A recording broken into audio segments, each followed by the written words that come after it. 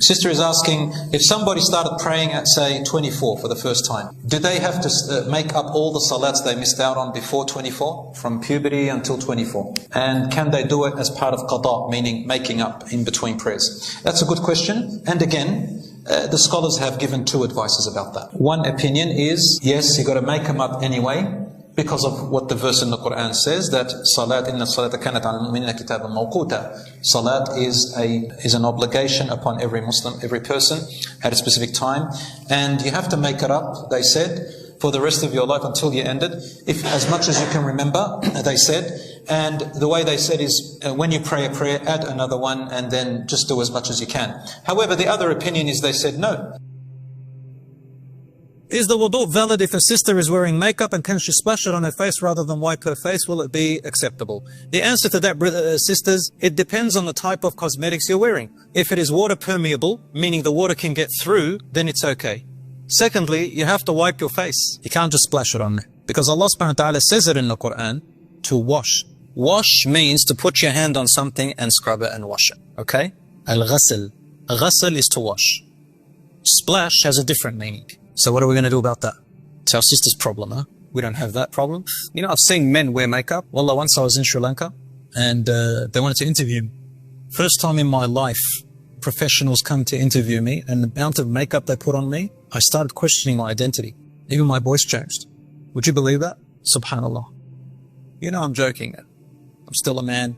Next. Brother is asking, is shaking hands with someone who is a non-mahram to you break your wudu? If a man shakes the hand of a woman who is not mahram to her, correct?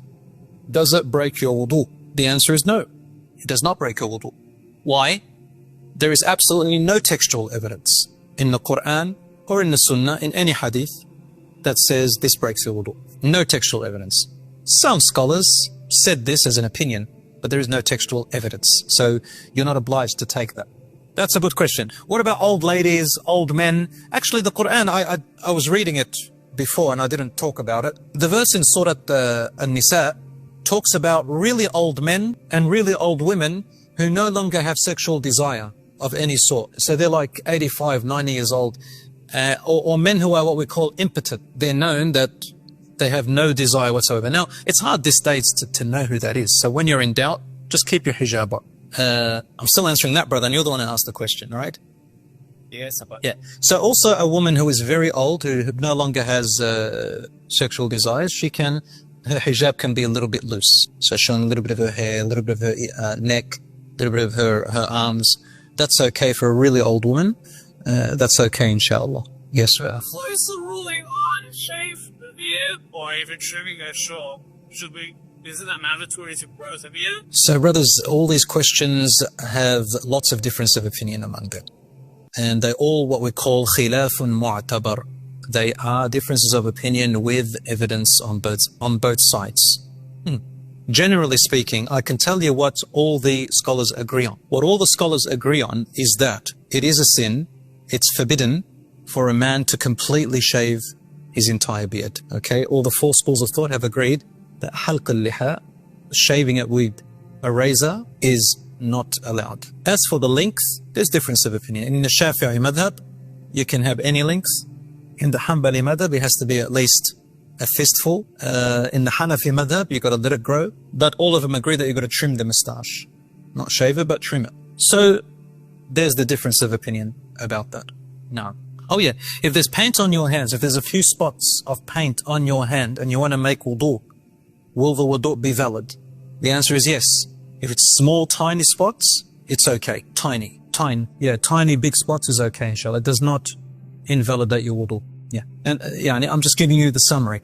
This is the fuqaha, the jurists have already spoken about this. If it's small, tiny spots here and there, it doesn't affect your wudu. No, it doesn't affect your wudu, inshallah. Unless it's significant, like big, like a palm or half a palm, you need to take it off. Little spots don't affect. Yeah. That's a good question. Sister is asking, if somebody started praying at, say, 24 for the first time, do they have to make up all the salats they missed out on before 24, from puberty until 24? And can they do it as part of qada, meaning making up in between prayers? That's a good question. And again, the scholars have given two advices about that. One opinion is, yes, you got to make them up anyway, because of what the verse in the Quran says, that Salat, inna salata kanat ala al-mu'minina kitaban mawquta. Salat is an obligation upon every Muslim, every person at a specific time, and you have to make it up, they said, for the rest of your life until you end it, if as much as you can remember, they said. And the way they said is, when you pray a prayer, add another one, and then just do as much as you can. However, the other opinion is, they said no, because of the Rasul sallallahu alaihi wasallam said, "At-ta'ibu min adh-dhanbi kaman la dhanba lah." Whoever repents from a sin, it's as if he had no sin. And many other hadiths similar. At-ta'ibu min adh-dhanbi kaman la dhanba lah. Whoever repents from a sin has no sin. And leaving prayer is a major sin. So whoever repents, they don't have to. And again, I follow that opinion because the evidence from there is stronger, inshallah.